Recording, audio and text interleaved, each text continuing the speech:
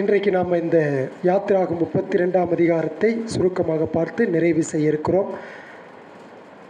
இதோட யாத்திராகும் புத்தகம் நிறைவு செய்கிறது. ஓரளவு நாம் அறிந்து கொள்ள வேண்டிய, கற்றுக்கொள்ள வேண்டிய சில சத்தியங்களை நாம் இந்த யாத்திராகும் புத்தகத்திலே பல வாரங்களாக நாம் படித்து தியானித்தோம்.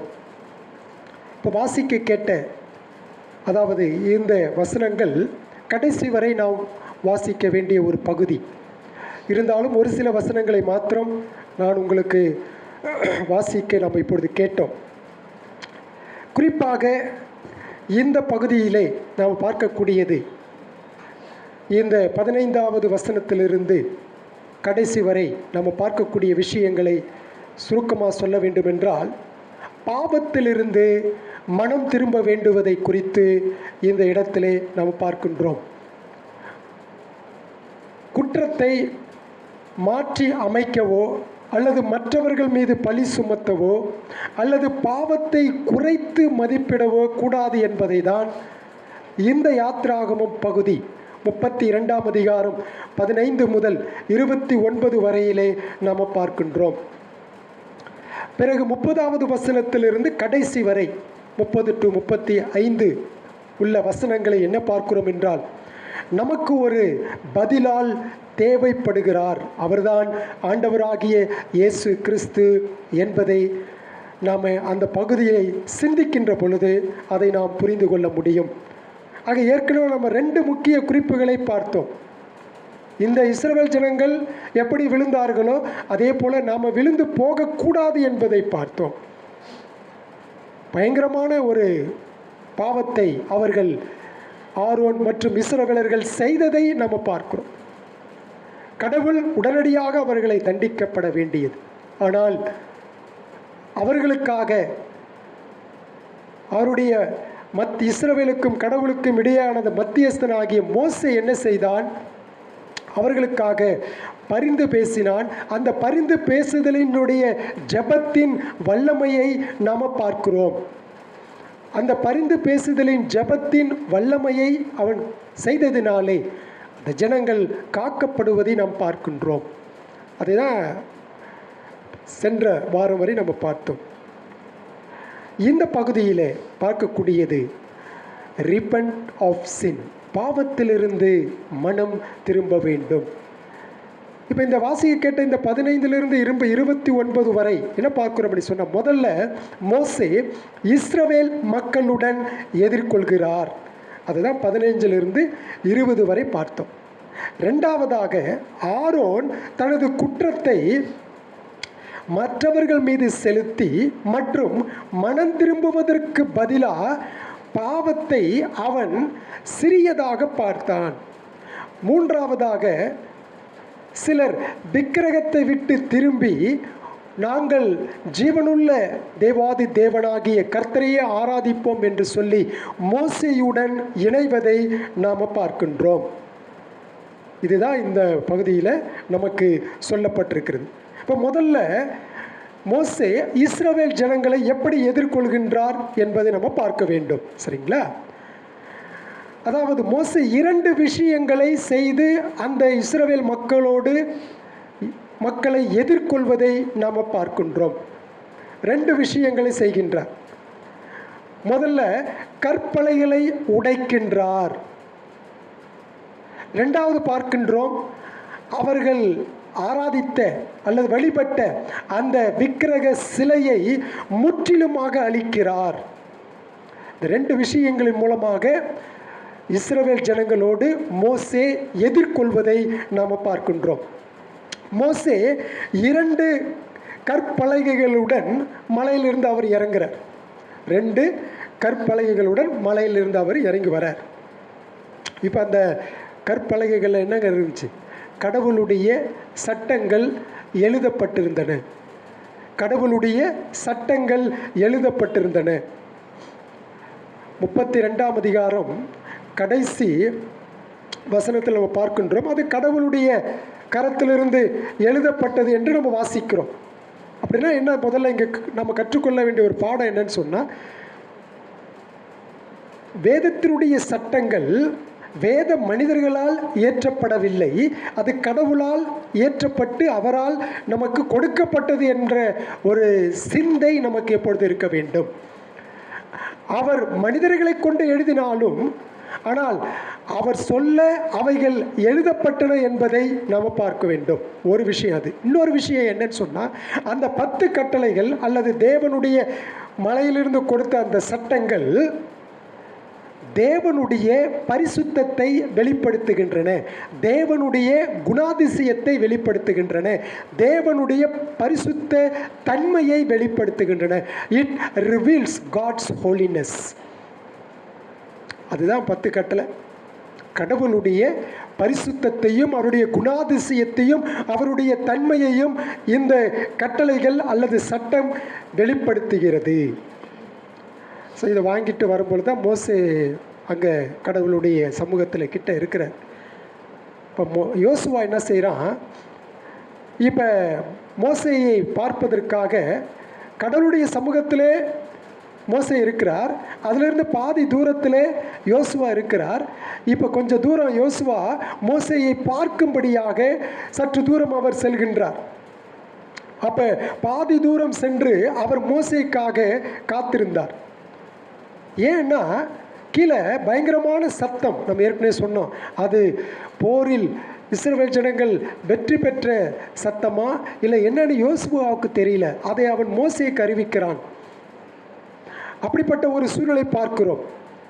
ஆக அப்படிப்பட்ட சூழ்நிலையில் தான் மோசே எடுத்த எதிர்வினையை இந்த இடத்திலே பார்க்கின்றோம். மலையின் அடிவாரத்திலே இஸ்ரவேலர்கள் என்ன செய்தார்கள் என்று அவன் கேள்விப்பட்டிருந்தான். அப்படி கேள்விப்பட்டிருக்கின்ற பொழுது அவனுக்கு பயங்கரமான ஒரு கோபம் ஏற்பட்டது.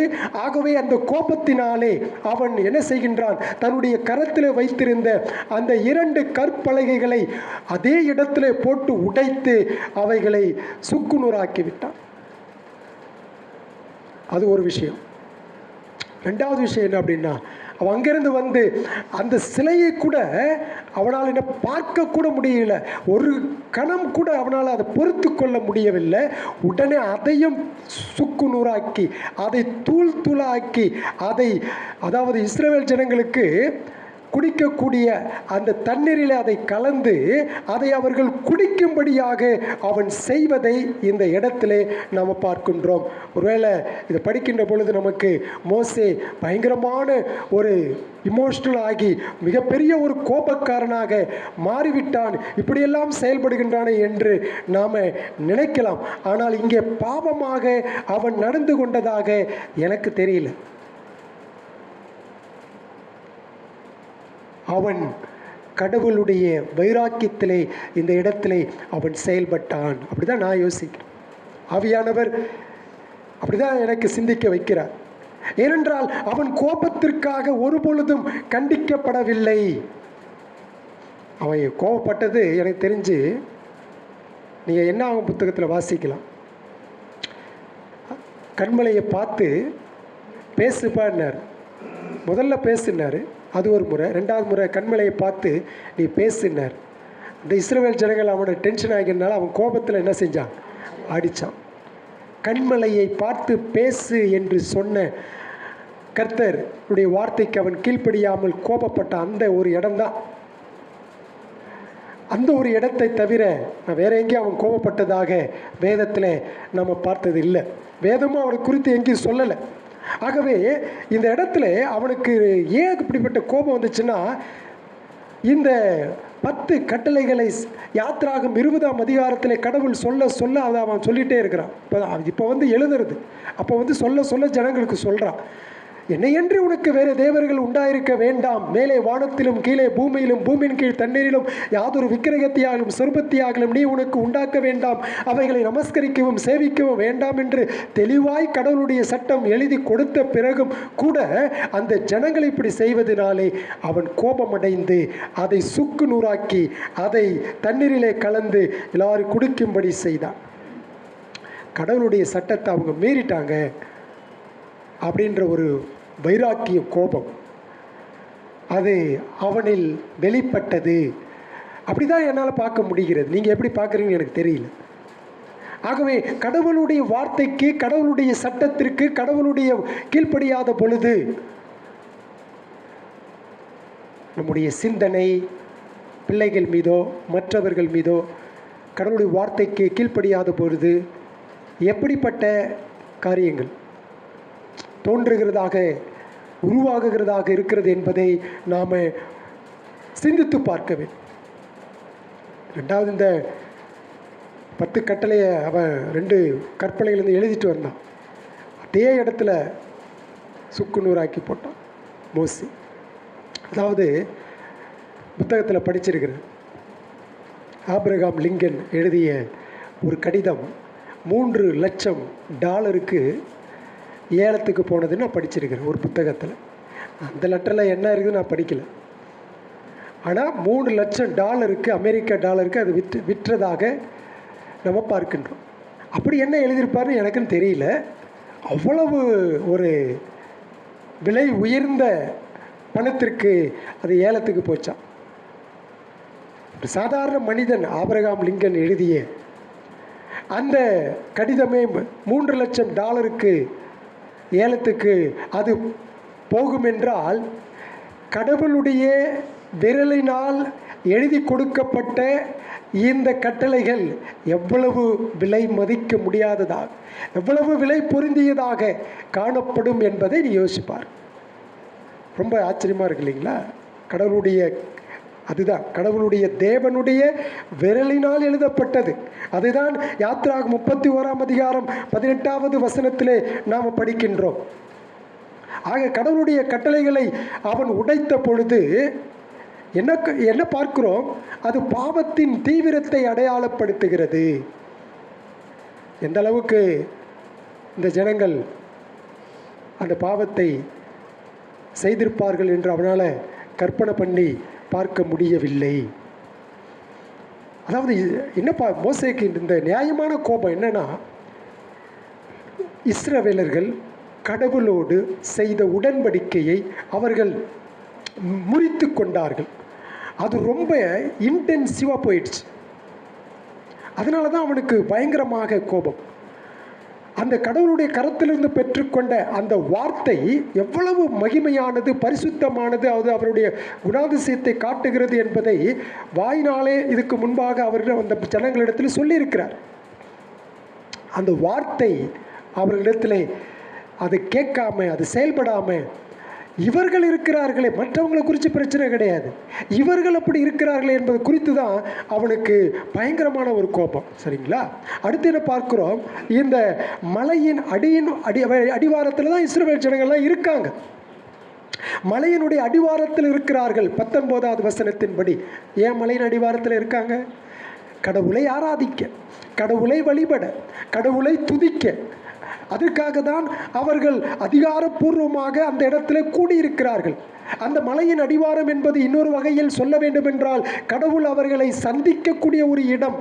19ஆம் அதிகாரத்தில் பார்த்தோம், 12வது மற்றும் 17வது வசனத்தில் பார்த்தோம். என்ன பார்த்தோம்? இந்த இடத்துல யாரும் வரக்கூடாது, சுற்றிலும் ஒரு பவுண்டரி போட்டாச்சு. அவரவர்கள் இருக்க வேண்டிய இடத்துல அவரவர்கள் இருக்க வேண்டும். மிருகங்கள் முதற்கொண்டு மனிதர்கள் முதற்கொண்டு இந்த இடத்தை யாரும் டச் பண்ணக்கூடாதுன்னு ஆண்டவர் சொல்லியிருந்தார். காரணம் என்னென்னா, அது அவருடைய மகா பரிசுத்தம், அவருடைய பரிசுத்த பிரசன்னம் அங்கே மகிமைப்படுத்தப்பட இருக்கிறது. ஆகவே கடவுள் ஒரு பவுண்டரிஸ் வச்சிருந்தார். அப்போ எதுக்காக? கடவுள் இந்த மக்களை சந்திக்க போகிறார். He wants to meet his people. அதுதான் அதனுடைய இடம். கடவுளை ஆராதிக்க, கடவுளை சந்திக்கக்கூடிய இடம்தான் அந்த மலையின் அடிவாரம்.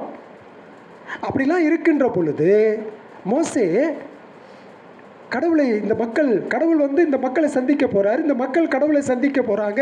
ஆகையினாலே அவருடைய பரிசுத்த பிரசன்னம் நம்முடைய அந்த இஸ்ரவேல் முழுவதையும் அழித்து விடாதபடிக்கு அவன் எப்படி போகணும்னு பாருங்கள். அவனுக்கு தெரியுது, கடவுளை சந்திக்க வேண்டுமானால் ஒரு பலிபீடம் அவசியம். அங்கே பலி செலுத்தி தான் கடவுளை சந்திக்க வேண்டும். ஆகவே ஒரு சிறிய பலிபீடத்தை கட்டுறான். 24ஆம் அதிகாரம் 4வது வசனத்திலே அதை நாம் பார்க்கிறோம். ஒரு பலிபீடத்தை கட்டுறான். அப்படின்னா என்ன அர்த்தம்? மலையின் அடிவாரம் என்பது கடவுளை ஆராதிக்க வேண்டிய இடம். கடவுள் அந்த மக்களை, தமது மக்களை சந்திக்கக்கூடிய ஒரு இடம். இவ்வளோ ஆச்சரியமான ஒரு விஷயம் பாருங்கள். அதை தான் இந்த இடத்துல நம்ம பார்க்கின்றோம். அப்படின்னா என்னது? மோசே அவர்களின் பாவத்தை, இங்கே கடவுளை ஆராதிக்க வேண்டியதுக்கு பதிலாக என்ன நடந்துட்டு இருக்கீங்க? விக்கிரக ஆராதனை நடந்து கொண்டிருக்கிறது. கடவுள் அவர்களை சந்திக்க வேண்டிய இடத்திலே விக்கிரகம் அங்கு சந்தித்து கொண்டிருக்கிறது. ஆகவே அதை பகிரங்கமாக அவர் எதிர்கொள்கின்றார். பகிரங்கமாக அதை அவர்கள் கடிந்து கொள்கின்றார்கள். இன்னொரு வகையில் சொல்லப்போனால், உடன்படிக்கை கடவுள் உடன்படிக்கை செய்கின்றார் அந்த மக்கள் மத்தியிலே. அந்த மக்கள் மத்தியிலே கடவுள் செய்த இந்த உடன்படிக்கை, மதிக்கப்பட வேண்டிய அந்த உடன்படிக்கை மீறப்படுகின்றது. அதுதான் இந்த இடத்துல படிக்கணும். மதிக்கப்பட வேண்டிய உடன்படிக்கை அந்த இடத்திலே அது அவமானப்படுத்தப்படுகின்றது. அதாவது மற்றவங்க செஞ்சா பிரச்சனை இல்லைங்க, புறஜாதியார் இதை செஞ்சிருந்தாங்கன்னா பிரச்சனையே கிடையாது. யெகோவா தேவனை அறியாத, வழிபடாத, ஆராதிக்காத சுற்றி உள்ள நாட்டு ஜனங்கள் செய்திருந்தார்கள் என்றால் இது மேட்டரே கிடையாது. ஆனால் யார் செய்தது? கடவுளால் தெரிந்து கொள்ளப்பட்ட ஜனங்கள், கடவுளால் பரிசுத்தமாக்கப்பட்ட ஜனங்கள். எந்த இடத்திலே கடவுள் மகிமைப்படுத்தப்பட வேண்டுமோ, உயர்த்தப்பட வேண்டுமோ, அவருடைய மகிமை வெளிப்படுத்தப்பட வேண்டுமோ, அங்கே கடவுள் உடைய நாமம் தூஷிக்கப்பட்டது. விக்கிரகம் அவர்களை சின்னாபின்னமாக்கி விட்டதை பார்க்க, அதனால தான் அவனுக்கு கோபம். அதனால தான் இன்றைக்கு நாம கூட அப்படிதான். நாம் கடவுளை மகிமைப்படுத்த வேண்டியவர்கள். நாம் எல்லா இடங்களிலும், எல்லா இடத்திலும் அவருடைய வார்த்தை, அவருக்காக நாம் வாழ வேண்டியவர்கள் என்பதை மறந்துவிடக்கூடாது. அதனால தான் மோசே என்ன பண்ணிட்டான், இதான உங்களுக்கு பிரச்சனைன்ட்டு அந்த பொன் கன்று குட்டியை அதை முழுவதுமாக உடைத்து தூள் தூளாக்கிட்டான்.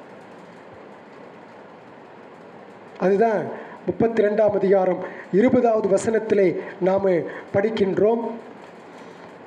அவர்கள் உண்டு பண்ணின கன்று குட்டியை எடுத்து அக்கினியில் சுட்டெரித்து அதை பொடியாக அரைத்து தண்ணீரின் மேல் தூவி அதை இஸ்ரவேல் புத்திரர் குடிக்கும்படி செய்தான். ஏன் தெரியுங்களா? அது ஒரு படத்தை நமக்கு காட்டுகின்றது. என்ன ஒரு படம் அது காட்டுகின்றது என்று சொன்னால், சிலை ஒரு பொழுதும் இஸ்ரவேல் ஜனங்களை ஆளுகை செய்யக்கூடாது. அது இஸ்ரவேல் ஜனங்களை நிர்வகிக்கக்கூடாது. அவங்கள அட்மினிஸ்ட்ரேட்டிவ் பண்ணுறது யாருன்னு சொன்னால் கடவுள், ஜீவனுள்ள மகா பெரிய தேவன் தான். விக்கிரகம் இருக்கக்கூடாது. அது அவர்களை வழிநடத்தக்கூடாது. அவை முற்றிலுமாக அழிக்கப்பட வேண்டும். உங்களுக்கு அந்த விக்கிரகம் என்ற வாடையே இருக்கக்கூடாது என்பதற்காக தான் அதை தூள் தூளாக உடைத்து தூள் தூளாக்கி தண்ணீரிலே குடித்து கலந்து தண்ணீரை குடிக்க வச்சு அது செரிமானமாகி அது வெளியில் கழிவாக வெளிவர வேண்டும். That is waste. அது ஒன்றுக்கும் பிரயோஜனம் இல்லை. அதுக்காக தான் மோசே அதை செய்தார். நிரந்தரமாக அவர்களிடத்தில் உள்ள அந்த சிலையை அகற்ற வேண்டும். அதுக்கு தான் மோசே இப்படி பண்ணார். ஏன்னா மோசேக்கு தெரிஞ்சிருச்சு. இவ்வளோ வைராக்கியம் பாருங்கள், அவனுக்கு இவ்வளோ வைராக்கியம் பாரு. இந்த வைராக்கியம் தான் எனக்கும் உங்களுக்கு வேணும். அதுதான் இந்த இடத்துல நம்ம பார்க்கின்றோம். ரெண்டாவதாக இந்த 32ஆம் அதிகாரம் 21வது வசனத்திலிருந்து 24வது வசனம் முடிய நாம் வாசித்து பார்த்தா, அதாவது மோசே அடுத்ததாக எதிர்கொள்கின்ற ஒரு நபர், அவருடைய மூத்த சகோதரன், உடன் பிறந்த சகோதரன் ஆரோன். 21லிருந்து 24 முடிய நீங்கள் பார்த்தீங்கன்னா அந்த வசனங்களை வாசித்தால் உங்களுக்கு புரியும். பின்பு மோசே ஆரோனை நோக்கி, நீ இந்த ஜனங்கள் மேல் இந்த பெரும் பாதகத்தை சுமத்துகிறதற்கு இவர்கள் உனக்கு என்ன செய்தார்கள் என்றான். அதற்கு ஆரோன், என் ஆண்டவனுக்கு கோபம் மூளாதிருப்பதாக, இது பொல்லாத ஜனம் என்று நீர் அறிந்திருக்கிறீர். இவர்கள் என்னை நோக்கி, எங்களுக்கு முன் செல்லும் தெய்வங்களை எங்களுக்கு உண்டு பண்ணும், எகிப்து தேசத்திலிருந்து எங்களை அழைத்து கொண்டு வந்த அந்த மோசேக்கு என்ன சம்பவித்ததோ அறியோம் என்றார்கள். அப்பொழுது நான், பொன்னுடைமை உடையவர்கள் எவர்களோ அவர்கள் அதை கழற்றி தரக்கடவர்கள் என்றேன், அவர்கள் அப்படியே செய்தார்கள். அதை அக்கினியிலே போட்டேன், அதிலிருந்து இந்த கன்றுக்குட்டி வந்தது என்றான். இவ்வளோ அழகாக சொல்கிறான் பாருங்க. காட்சியை நடந்த சம்பவத்தை கொஞ்சம் அழகாக மெருகூட்டி அழகாக சொல்கிறான் பாருங்க. பாவம் அப்படிதான் வழி நடத்தும். மோசே இந்த இடத்துல நம்ம ஆரோனை பார்த்து கேட்குறான், இந்த அளவுக்கு இப்படி செய்து இந்த ஜனங்க உனக்கு என்னப்பா செஞ்சாங்க அப்படின்னு அவன் சொல்கிறான். ஆரோன் ஒரு ஆத்மீக பரிசுத்த கடவுளின் தலைவராக இருப்பதற்கு அவன் எப்படி இருக்கக்கூடாது என்பதற்கு ஒரு உதாரணமாகிவிட்டான். ஒரு கட்டத்தில் ஆரோன் தனித்து விடப்பட்டான். ஒரு கட்டத்தில் ஆரோன் தனித்து விடப்பட்டதை நாம் பார்க்கின்றோம். அதாவதுங்க, இந்த இடத்துல ஆரோன் பாவத்திற்கு மனம் திரும்புவதற்கு பதிலாக தன் பழியை யார் மீது சுமத்துறான் என்பதை நாம் பார்க்க வேண்டும்.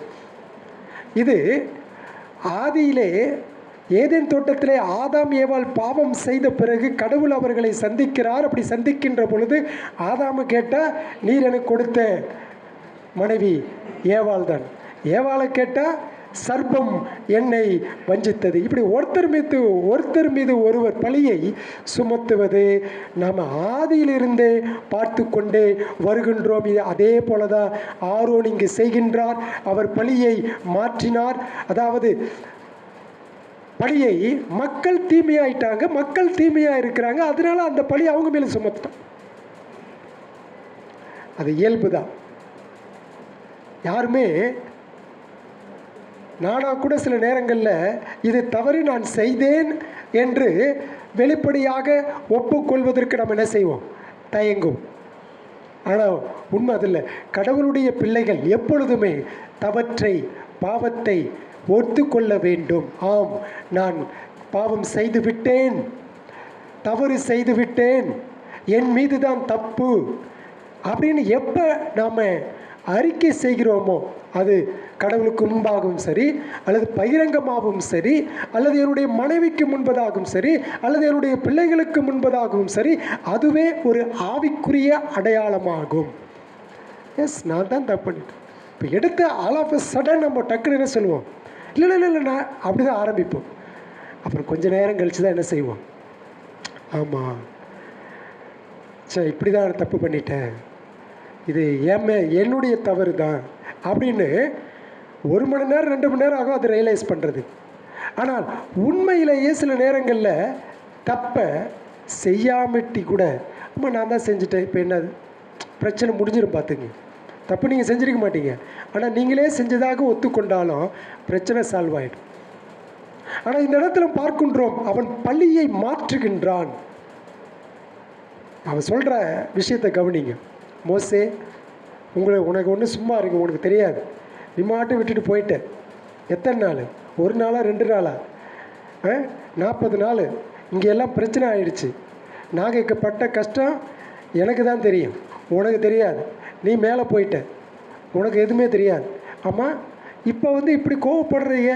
கோவப்படாத மோசே, என்னுடைய அன்பு சகோதரனே, நீ கோவப்படாத. இப்படி கோவப்பட்டு நீ என்ன பண்ண போகிற? Don't be so hard. ஏன் நீ கோவப்படுற? அப்படி தான் ஆரோன் பேசுகிறான். நல்லா கவனிங்க. ஆரோனுடைய டாக்கிங் வாஸ் சச் எ வே. நீ கோவப்படாதீங்க, இதெல்லாம் ஒன்றுமே கிடையாது. அவனுக்கு என்ன தோணுது? என்னது இது ஒன்றும் கிடையாதா? என்னையா பண்ணுற? விக்கிரக ஆராதனை, நீ என்ன செய்து கொண்டிருக்கிறாய்? அதை தான் இந்த இடத்துல படிக்கின்றோம். ஆரோன் சொல்கிறான், இந்த மக்கள் தான் பொல்லாத ஜனன்னு உனக்கே தெரியுமே. அவங்க தான் தீமையே செய்ய பழகினவர்களே, பாவத்தையே செய்யக்கூடியவர்களே. இதெல்லாம் தெரிஞ்சுமா நீ என் மேலே கோவப்படுற? இப்படி சொல்லுவோமா இல்லைங்களா? வீட்டிலலாம் சண்டை நடந்தா, அம்மா எதுக்கு என் மேலே கோவப்படுற அப்படின்னு நான் என் மனைவி பார்த்து கேட்டால் என்ன அர்த்தம் தெரியுங்களா? என்னமோ நான் தப்பே செய்யாத மாதிரியும், நான் தான் யோக்கிய மாதிரியும், அவங்க தான் எல்லாம் பண்ண மாதிரியும், எல்லாத்தையும் அவங்க மீது நான் என்ன செய்கிறேன்? சுமத்துகிறேன். பாவம் எப்படியெல்லாம் செய்து பாருங்க. தவறு பாவத்தை நான் செய்து விட்டேன். பாவத்தை நான், அதாவது சாக்கு போக்கு சொல்ல ஆரம்பிக்கிறோம். ஆரோனை போல பல சாக்கு போக்குகளை சொல்லுகின்றோம். ஒரு விஷயத்தில் ஆரோன் சொல்கிறது உண்மைதான், இந்த மக்கள் பொல்லாதவர்கள் தான், அதில் எந்த சந்தேகமும் கிடையாது. சரிங்களா? அதில் எதுவும் பிரச்சனையா? இல்லை. ஏன்னா நம்ம பைபிளில் படிக்கிறோம், எல்லாருமே பாவத்தில் பிறந்தாங்க. ஆனால் பிரச்சனை அதுவல்ல. இவன் தீமையில் இருக்கிறானா தீமையில் இல்லையான்றது பிரச்சனை இல்லை. அது நல்லாவே தெரியும், எல்லாருமே பாவத்தில் இருக்கிறாங்க, பிரச்சனையில் இருக்கிறாங்க. ஆனால் என்ன பார்க்கிறோம்? ஆரோன் தனக்கு நேர்ந்த சோதனையிலிருந்து அவன் விடுவித்திருக்க வேண்டும், தன்னை காத்திருக்க வேண்டும். இந்த ஜனங்களுடைய சொல்லுக்கு அவன் கீழ்ப்படிந்திருக்க கூடாது. அப்படின்னா என்ன செய்கிறான்? சூழ்நிலையை காரணம் காட்டுறான். என்ன சூழ்நிலை? இந்த ஜனங்க பொல்லாத ஜனங்க, நீ மட்டும் விட்டுட்டு போயிட்ட, நான் பட்ட பாடு எனக்கு தான் தெரியும், இவங்க என்னையெல்லாம் கொண்டிருப்பாங்க, அதனால தான் அவங்க இஷ்டத்துக்கு நான் என்ன செஞ்சிட்டேன், ஒப்பு கொடுத்து விட்டேன் என்னை அப்படின்னு அவன் சொல்கிற சூழ்நிலை சாக்கு போக்கு. கர்த்தர் என்ன சொல்கிறாருப்பா, அது பாரு, சூழ்நிலை நீ காரணம் காட்டாத, மக்களை காரணம் காட்டாத. மக்கள் எல்லாரும் பாவத்தில் தான் பிறக்கிறான். இப்போ உங்களை சுற்றி என்னை சுற்றி இருக்கிறவங்க எல்லாம் நல்லவங்களா? இல்லையே, நானே நல்லவன் அல்லையே. பாவத்திலும் அக்கிரமத்திலும் போராடுகின்ற ஒரு மனுஷன். நீங்களும் அப்படிதான், நானும் அப்படிதான். அப்போ நம்முடைய நிலைமை அப்படின்னா பக்கத்தில் இருக்கிற நிலைமை எப்படி இருக்கும் என்பதை நாம் யோசித்து பார்க்க வேண்டும். சூழ்நிலையை காரணம் காட்டக்கூடாது. நமது சோதனையை வென்றிருக்க வேண்டும். யெகோவா கர்த்தர் அவனுக்கு கொடுத்திருக்கிற அந்த சோதனையை அவன் ஜெயித்திருக்க வேண்டும். கடவுளுடைய வார்த்தை அவனுக்கு கொடுக்கப்பட்டது. இன்றைக்கு எனக்கும் உங்களுக்கும் கடவுளுடைய வார்த்தை கொடுக்கப்பட்டிருக்கிறது. அந்த வார்த்தையின் மூலம் நாம் சோதனையை ஜெயிக்க வேண்டும். அதை தான் இந்த இடத்துல பார்க்கின்றோம். மக்கள் தான் அதை செஞ்சாங்க அப்படி இப்படின்னு அவன் 23வது வசனத்தில் பார்க்கிறோம். 23 அதை தான் படிக்கின்றோம். இவர்கள் என்னை நோக்கி, எங்களுக்கு முன் செல்லும் தெய்வங்களை எங்களுக்கு உண்டு பண்ணும், எகிப்து தேசத்திலிருந்து எங்களை அழைத்து கொண்டு வந்த அந்த மோசேக்கு என்ன சம்பவித்ததோ அறியோம் என்றார்கள் அப்படின்னு சொல்லி திரும்பவும் தன் பாவத்தை ஒப்புக்கொள்ள ஆரோன் மறுத்து விட்டான். இதைதான் இந்த இடத்துல படிக்கின்றோம். திரும்ப திரும்ப மறுபடியுமாக அவன் அதிலே தான் இருக்கிறான். ஆமாம், கர்த்தர் கட்டளை கொடுத்தார். அவரை தவிர ஒரு உயிர் உள்ள கடவுள் இந்த உலகத்தில் கிடையாது. அவரே நம்மோடு பேசுகின்ற, உறவு கொள்ளுகின்ற, ஐக்கியப்படுகின்ற தேவன். நான் ஒரு புத்தியீனனாக, அறிவீனனாக, முட்டாள்தனமாக நான் இந்த காரியத்தை செய்துவிட்டேன், எனக்காக நீ தேவனிடத்தில் நோக்கி மன்றாடு, நானும் ஜெபிக்கிறேன், நான் பாவம் செய்து விட்டேன் அப்படின்றத சொல்கிறதுக்கு பதிலாக சூழ்நிலையை சொல்கிறான், மக்களை சொல்கிறான், அவனை மோசையை காரணம் காட்டுறான், மக்களை காரணம் காட்டுறான். இப்படி ஒவ்வொன்றாக இப்படி தான் என்னுடைய உங்களுடைய நடைமுறை வாழ்க்கையிலே நாம் இருக்கின்றோம். கிறிஸ்துவின் மூலம் அனுதின சோதனைகளை நாம் ஜெயிக்க வேண்டும். கிறிஸ்து அவருடைய வார்த்தையின் மூலம் நாம் சோதனைகளை ஜெயிக்க வேண்டும். ஆரோன் குறிப்பிட்ட இந்த பயங்கரமான பாவத்திலிருந்து அவன் மனம் திரும்ப வேண்டும். அதை தான் இந்த இடத்துல நம்ம படிக்கின்றோம். ஒரு விஷயம் என்ன தெரியுங்களா? இதை விட அருமையான, இதை விட ஒரு பெரிய விஷயம் என்னென்னா, மக்கள்லாம் என்னை ரொம்ப டார்ச்சர் பண்ணிட்டாங்க, நானும் டென்ஷன் ஆகிட்டேன். அதனால் கழுத்தில் இருக்கிறத, கையில் இருக்கிறத, காலில் இருக்கிறத எல்லாம் கழட்டி கொடுங்கன்னு கேட்டேன். எல்லாரும் கொடுத்துட்டாங்க. கொடுத்ததை நான் என்ன செஞ்சேன், அக்கினியில் போட்டேன். அக்கினியில் போட்ட பிறகு என்னாச்சு, அது இந்த வடிவமாக உருவெடுத்து வந்துடுச்சு. அப்படி தானே சொல்கிறான். இவன் உளி எடுத்து, இவன் ஒரு கூட்ட மக்களையெல்லாம் சேர்த்து அதை உளி எடுத்து, சுத்தியல் எடுத்து, அதை உருவாக்கி, அதை விக்கிரகமாக செய்து, அதை என்னென்ன பண்ண முடியுமோ அதெல்லாம் பண்ணி அப்படி தான் உருவாக்கினேன். ஆனால் இங்கே மோசைகிட்ட என்ன சொல்கிறான், எல்லாரும் கொடுத்தாங்க, நெருப்பில் போட்ட, அது ஒரு உருவமாக வந்துருச்சு, அதுதான் பொன் கன்று குட்டி. மறுபடியும் பிரச்சனை பாருங்க. சொல்லிட்டு போயிட்டா என்ன ஆகிட போகுது? ஒரு பிரச்சனையுமே இல்லையே, எல்லா பிரச்சனையும் சால்வ் ஆகிடுமே. மறுபடியும் பிரச்சனை அப்படின்னா என்னதுங்க? ஒரு ஆரோன் தன்னை எந்த பிரச்சனையும் நான் இல்லை அப்படின்ற மாதிரி ஆங்கிலத்தோடு சொல்லுவாங்களே, பீட்டிங் அரவுண்ட் த புஷ். அதாவது சுற்றி சுற்றி வளைச்சி பேசுறது, பாயிண்ட்டுக்கு நேரடியாக வராமல் சுற்றி சுற்றி வளைத்து பேசுறது, அதிலே தான் இருக்கிறான ஒழிய இன்னும் தன்னுடைய தவற்றை அவன் ஒற்றுக்கொள்ளவில்லை. பாவத்தை மறைக்க ஆரோன் செய்கின்றான். ஆரோன் பொய் சொல்லுகிறான். அதான் உண்மை. என்னென்ன விஷயங்களும் உருவாக்குறான் பாருங்க, விஷயங்களை எல்லாம் உருவாக்குறான். அதனால தான் சொல்றது, ஒரு பொய் சொன்னால் அந்த பொய் மற்ற காரியங்களுக்கு வழிநடத்தி அதை உண்மை நிரூபிக்க அதுக்கு தேவையான சூழ்நிலைகளை உருவாக்க என்னுடைய மனம், உங்களுடைய மனம் செயல்படும். அதான் சாத்தானுடைய டாக்டிக்ஸ். உண்மையை சொல்லிட்டா பிரச்சனை கிடையாது. அமெரிக்காவில் அதே உண்மை தான், லண்டன்லேயும் அதே உண்மை தான், இந்தியாவில் அதே உண்மை தான், பிரச்சனையே கிடையாது. ஆனால் பொய்யை சொல்லிட்டுன்னு வச்சுக்கோங்க, அடுத்து என்ன சொல்லலாம், இவங்க என்ன நினைப்பாங்க, இவங்களுக்கு இதை எப்படி புரிய வைக்கிறது அப்படின்ற ஒரு காரியத்தில் பிசாசு என் மனதை, உங்கள் மனதை செயல்பட வைப்பான். பிரச்சனை பார்த்து ஒன்றே ஒன்று, தாவீதை போல சொல்லிட்டா பிரச்சனை இல்லை. ஆண்டவரே, நான் உமக்கு விரோதமாக பாவம் செய்தேன், என்னுடைய இருதயம் தீங்கானது, என்னுடைய மனம் தீங்கானது, அது கர்த்தாவே என்னை மன்னிச்சிருங்க அப்படின்னு தாவீதை போல 51ஆம் சங்கீதத்தில் மாடி அவன் சொல்லியிருந்தானா பிரச்சனையே இருந்திருக்க வாய்ப்பில்லை. சொல்கிறான் சங்கீதம் 51 4 7 10, ஈசோப்பினால் என்னை சுத்திகரியும், அப்பொழுது நான் சுத்தமாவேன். ஆண்டவரே, நீர் என்னை கழுவி எறலும், அப்பொழுது நான் வெண்மையிலும் வெண்மையாகுவேன். ஆண்டவரே, எனக்கு ஒரு சுத்தமான இருதயத்தை என்னில் உருவாக்கி எனக்கு உமது ஆவியை என்னில் புதுப்பியும். அதுதான் ஒரு விசுவாசி செய்யக்கூடிய தினசரி ஜெபம். அதை நம்ம ஆரோனுடைய வாழ்க்கையிலே பார்க்க முடியல. கடவுளை அவனை மன்னிக்கிறாரு, அது வேறு விஷயம்.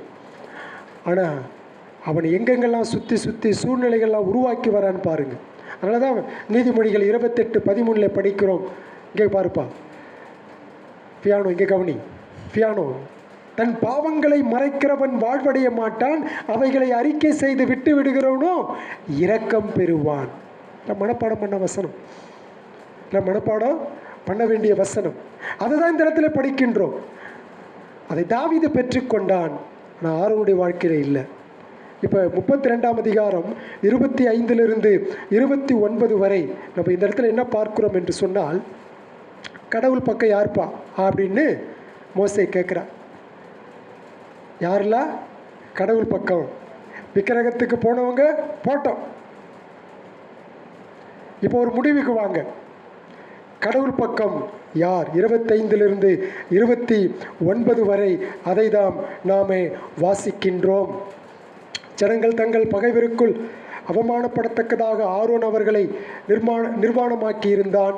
அவர்கள் நிர்வாணமாய் இருக்கிறதை மோசே கண்டு பாளையத்தின் வாசலில் நின்று, கர்த்தருடைய பட்சத்தில் இருக்கிறவர்கள் யார்? அவர்கள் என்னிடத்தில் சேரக்கடவர்கள் என்றான்.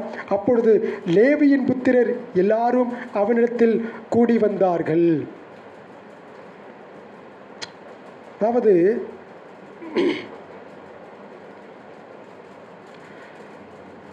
இந்த இடத்துல மோசே சொல்றார், மறுபடியும் ஒரு எதிர்வினையை இந்த இடத்துல நம்ம பார்க்கின்றோம்.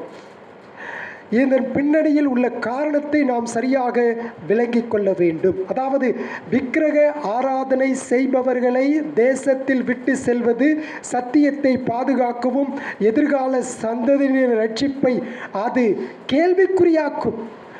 விக்கிரக வழிபாடு அல்லது உருவ வழிபாடு தொடர்ச்சியாக இருந்திருந்தால் அநேகர் மெய்யான ஜீவனுள்ள தேவாதி தேவனை அறிய வாய்ப்பு இல்லை. அன்றைக்கு இருந்தது போல இன்றைக்கும் இருக்கிறது விக்கிரகம். ஆனால் அந்த விக்கிரகத்தை தொடர்ச்சியாக அந்த உருவ வழிபாடு இஸ்ரவேல் ஜனங்களுக்குள் அது அனுமதிக்கப்பட்டிருந்தால் உண்மையான யாவே யெகோவா கர்த்தர் தொடர்ந்து சந்ததி சந்ததியாக அவர்கள் அறிய வாய்ப்பில்லாமல் போய்விடும் என்பதற்காக என்ன கேட்குறான் மோசே, யாரெல்லாம் தேவனுடைய பக்கம் இருக்கிறீர்கள் வாருங்கள் அப்படின்னு சொல்கிறான். இன்றைக்கி கூட நிறைய பேர் விக்கிரக ஆராதனை, நேற்று சாயங்காலம் அந்த கிராமத்துக்கு போயிட்டு வந்தோம். ஒரே பாட்டு சத்தம் அது இதுனுமா இருக்குது. பயங்கரமாக இருக்குது. வாக்கிங் கூட போக முடியல, அவ்வளோ தூரம் போயிட்டு வந்தோம். சார் கூட நடந்து வந்தார்.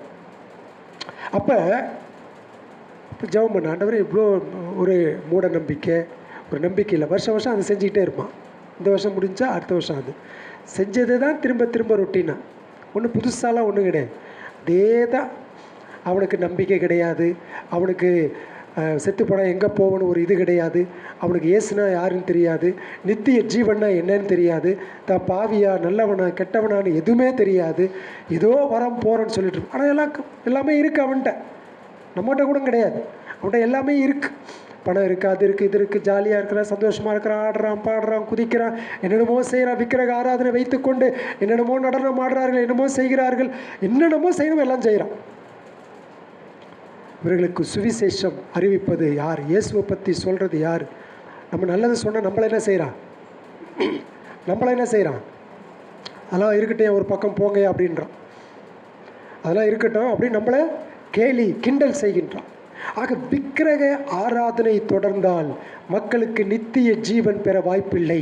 இயேசு கிறிஸ்துவை அறிந்து பாவ மன்னிப்பை பெற்றுக்கொள்ள வாய்ப்பில்லை. ஆக இஸ்ரவேலின் உருவ வழிபாட்டின் தொடர்ச்சியால் வேதம் முழுவதும் பார்க்குறோம், எப்பெல்லாம் அவங்க விக்கிரகத்துக்கு போகிறாங்களோ அப்பெல்லாம் அவர்கள் வீழ்ச்சி அடைவதை நாம் பார்க்கின்றோம். அதனால தான் மோசே என்ன செய்கிறான்? அந்த விக்கிரகத்தை அன்னைக்கு உடைத்து அது ஒன்றும் இல்லாமல் ஆக்குறான். சரி, அது பழைய ஏற்பாட்டு காலத்தில் இருந்துச்சு. இன்றைக்கி நான் போயிட்டு இங்கே இருக்கிற கோயில் பக்கத்தில் ஒன்று இருக்குது, நான் போய் உடைச்சிடலாமா? கிடையவே கிடையாது. புதிய உடன்படிக்கையில் நமக்கு அனுமதி இல்லை. பழைய உடன்படிக்கையில் இஸ்ரவேல் ஒரு நாடாக, ஒரு தேசமாக அப்பொழுது இருந்தது, அனுமதிக்கப்பட்டிருந்துச்சு. இப்போ அப்படி இல்லை. இப்போ போய் ஒரு கோயிலை பார்த்து நீங்களும் நானும், நான் ஜீவனுள்ள தேவன் இயேசு கிறிஸ்துவ வணங்குறேன், அவர் மட்டும்தான் கடவுள், எட்ரா கத்தியே ஏதாவது எடுத்து நான் என்ன செய்ய முடியாது, உடைக்கவோ இடிக்கவோ முடியாது, அது கூடாது. அது புதிய உடன்படிக்கையில் கிடையாது. சரிங்களா? ஆனால் ஒன்று செய்யலாம், அவளுக்கு ஆண்டவராகிய இயேசு கிறிஸ்துவை சுவிசேஷத்தை சொல்லி அவன் இருதயத்தில் இருக்கிற சிலையை உடைக்க வேண்டும். அதுதான் புதிய உடன்படிக்கையின் செய்தி. கிறிஸ்தவனாக இருக்கக்கூடிய என்னுடைய இருதயத்தில் இருக்கக்கூடிய சிலையை நான் உடைக்க வேண்டும். ஆவிக்குரிய விக்கிரக சிலைகள்லாம் எடுத்து போடணும். அவன் இருதயத்தில் இருக்கக்கூடிய சிலைகளை எல்லாம் உடைத்தெறிய வேண்டும். அதற்கு சுவிசேஷம் ஒன்றே வழி என்பதை நாம் பார்க்க வேண்டும். இப்படிப்பட்ட சூழ்நிலையில் லேவியர்கள்லாம் யார் பக்கம் வந்துடுறான்? மோசே பக்கம் வந்துடுறான். இந்த லேவியர்கள் யார்? ஆசரிப்பு கூடாரத்தில் கடவுளுக்காக பணி செய்யக்கூடியவர்கள். அந்த வம்ச வழியில் வந்தவன் தான் யார்? ஆரோன்.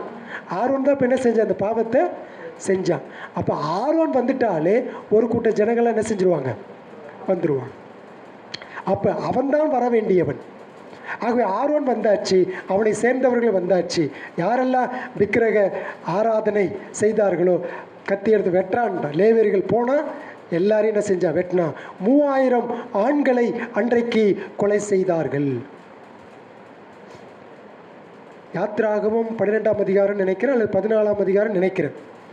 இஸ்ரவேலர்கள் எகிப்தில் உள்ள ராமசேஸை விட்டு புறப்படும் பொழுது 6 லட்சம் புருஷர்கள் மட்டும், 6 லட்சம் புருஷர்கள் இந்த இடத்துல மலையின் அடிவாரத்தில் 3000 ஆண்கள் கொல்லப்பட்டார்கள்.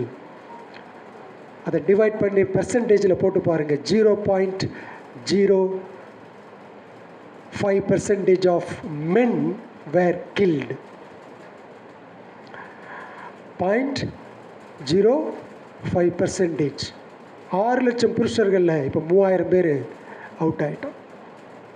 ஏன்னா விக்கிரகத்தை பின்பற்றினதுனால. அதுதான் இந்த இடத்துல பார்க்கின்றோம். ஆக என்ன பார்க்கிறோம்? ஆரோன் பாவத்தை பாவமாக பார்க்காமல் அதை குறைத்து மதிப்பிட்டான், மாற்றி சொன்னான், சூழ்நிலைகளை கருத்தில் கொண்டான். அதுவும் தவறு. கடவுளுடைய சமூகத்தில் யாரெல்லாம் இருக்கிறார்கள் என்று பார்க்கின்ற பொழுது லேவியர்கள் வந்தார்கள். யாரெல்லாம் விக்கிரகத்தை பின்பற்றினார்களோ அவர்களை எல்லாம் அழித்து போட்டான். அதுக்கு பிறகு நிறைய பேர் சாக வேண்டியது, ஆனால் கொஞ்சம் பேர் தான் செத்தாங்க. அதுக்கு பிறகு பார்க்குறோம், அங்கே கடவுள் ஒரு கொள்ளை நோயை அனுப்பினார். அந்த கொள்ளை நோயினால் அந்த மக்களை அவர் உபாதித்தார் என்று பார்க்கின்றோம்.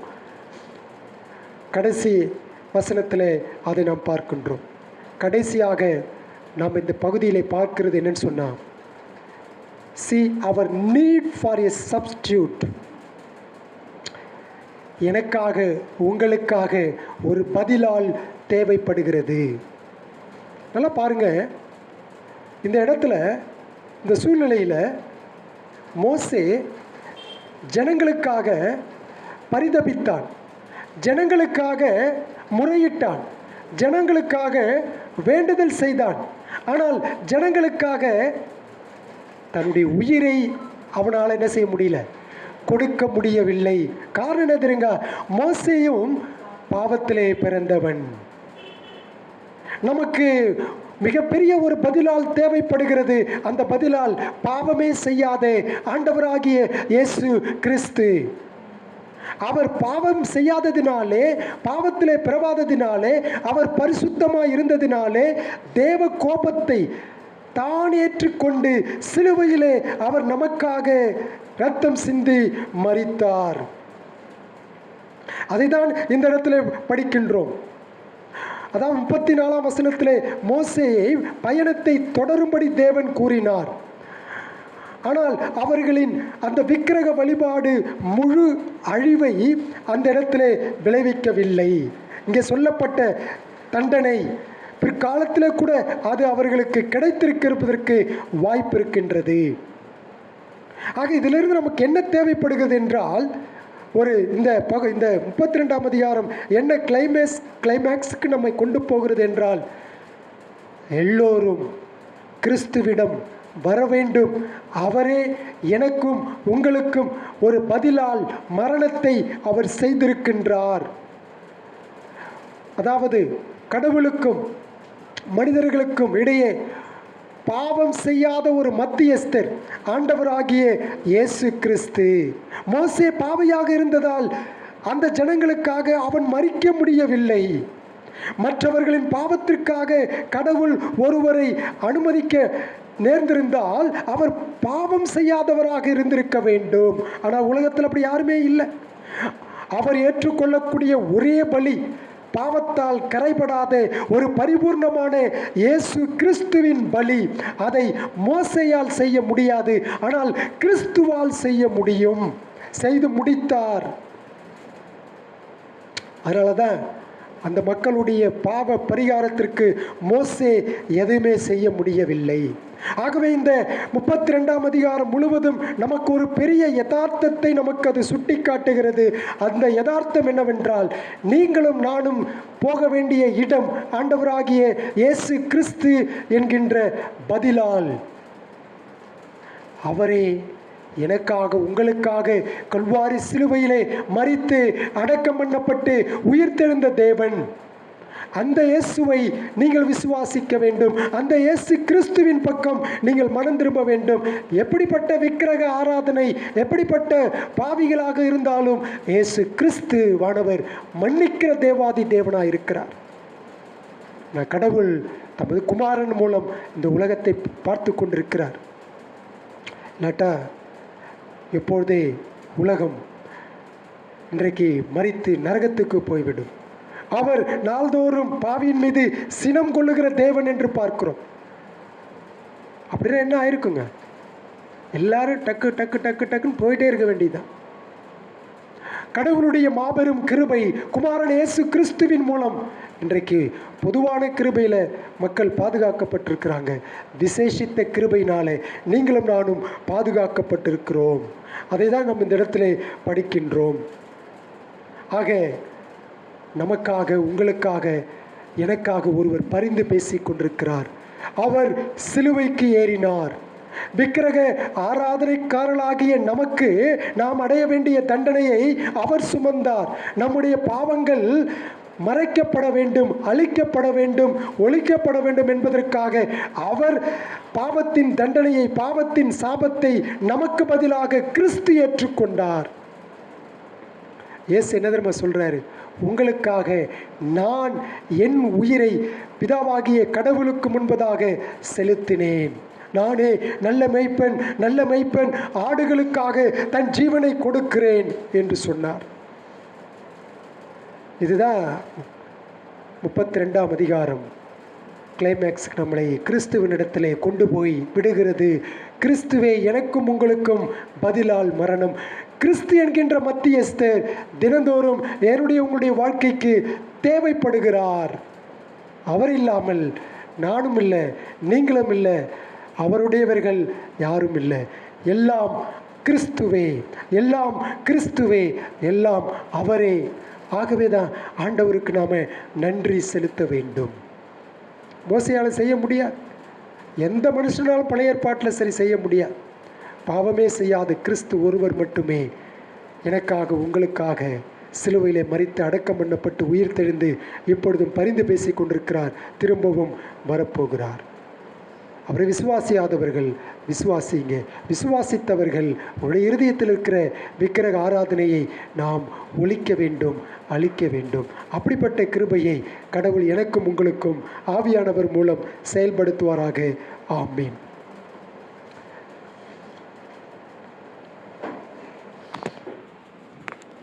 பாடல் புத்தகத்தில் நாம் ஒரு பாடலை பாடுவோம். அப்பொழுது கர்த்தருக்கென்று நாம் காணிக்கை எடுப்போம்.